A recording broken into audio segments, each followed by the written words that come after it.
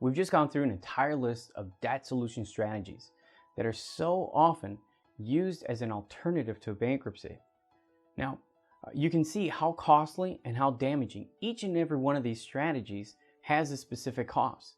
So if you did a refinance, a consolidation, or a home equity loan, all of these solutions come with costs. So for starters, a loan origination cost. The lender is going to charge you to obviously write a new loan when they consolidate your debt. The other thing they're going to do is they're going to take debt that's designed to be paid off in 3 years or less, which is how credit card is really designed to. Number one, you want to not carry that balance from a month to month. But if you do, it is designed to get paid off in 3 years or less. You convert that debt into a 30-year debt. So as an example, if you had $30,000 of unsecured debt and credit card debt, and you convert that into a home equity line or a second mortgage, or even roll it into your first mortgage, you're now going to pay it over 30 years. And what happens is ultimately you're going to pay 1.5 times the amount of debt that you have in interest alone. So if you have $30,000 of credit card debt, you're going to pay $45,000 of interest alone on top of the $30,000. You've taken your $30,000 debt and made it into a $75,000 problem. Now that's not the solution that's proposed to you. What you get from the banker or the broker is that your monthly payments, your outgoing payments to your creditors are going to go down. So before, where you were sending $600, $700, or $800 per month to your credit card company, now you're not going to have to pay them. You'll have your regular mortgage payment, which might go up $60 or $80. So when you're focused on that monthly payment and your cash flow, you lose sight of the big picture that ultimately this debt is going to cost you so much more. So keep in mind the cost of your origination cost for the loan, also the interest you're going to pay, and also the recovery time. We'll talk about that more in a second. But one of the other solutions that's very common as an alternative to bankruptcy in order to trying to avoid filing a bankruptcy are debt management plans. Now I'll tell you why we're not fans of debt management plans here at Money Sharp. Credit counseling firms make really good money. These plans are profitable, but they're not very helpful to consumers, at least not in our opinion, and I'll tell you why. So let's say that you have 5 outstanding credit cards, and it's a total of $10,000. If you're having trouble paying these cards, most likely it's not because 5 accounts is just too much for you to handle and you become easily overwhelmed. The primary problem is going to be not having enough to make those minimum monthly payments. So it becomes a budget issue. Now, if you go to a credit counseling firm and they offer a debt management strategy to you, there are a number of things that are going to happen. For starters, they have to get paid for their services too. So that $10,000 problem that you had now becomes a bigger problem because you're going to pay this third party for their services. It could become a $13,000 problem or a $15,000 problem. Like I said, these debt management plans are very profitable for credit counseling firms.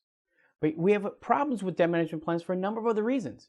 For example, usually they're designed for you to stop making payments to your creditors. Now, why would you do that? Because it puts you in a leverage position and it motivates the creditors to be more willing to work with you.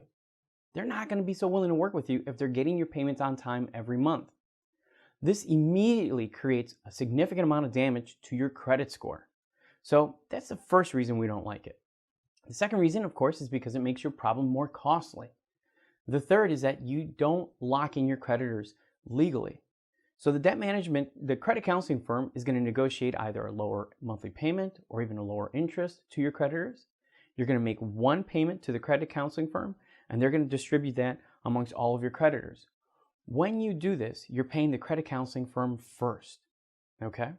And then you're paying your creditors. Now, at any point in time, your creditors can change their mind. They can decide that they don't want to get slow paid anymore, and they can send you into collections. So you're not locking them in, where a bankruptcy does lock your creditors in if you did a Chapter 13 reorganization. Now, I'm not advocating a bankruptcy over debt management. I'm just giving you an opportunity to look at the pros and the cons of each side. One of the other ones we talk about are liquidating your assets. So selling something of value so that you can pay your creditors could help you out significantly. But liquidating your retirement, which I've seen time and time again, probably thousands at this point, it can be very, very damaging to you. So I would recommend, before you even look at touching a 401k or a pension plan for the benefit of paying off a credit card or medical bills, you have to exhaust all of your options. And there are a number of things you have to consider. Number one, the origination cost. What's it going to cost you to get this solution in place? The ultimate cost. How much interest are you going to pay based on the amount of debt you have plus the interest? The other factors you have to weigh in is the recovery time. How long is it going to take you to recover from a bankruptcy? How long is it going to take you to recover from slow pays or the debt consolidation? And ultimately, what impact is this going to have today on your credit score and in the future?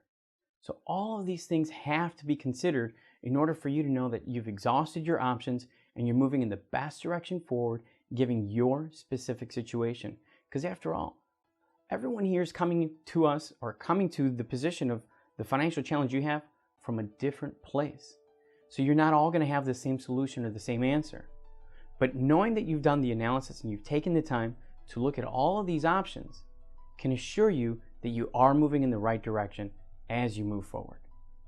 With that, let's move on to the next section.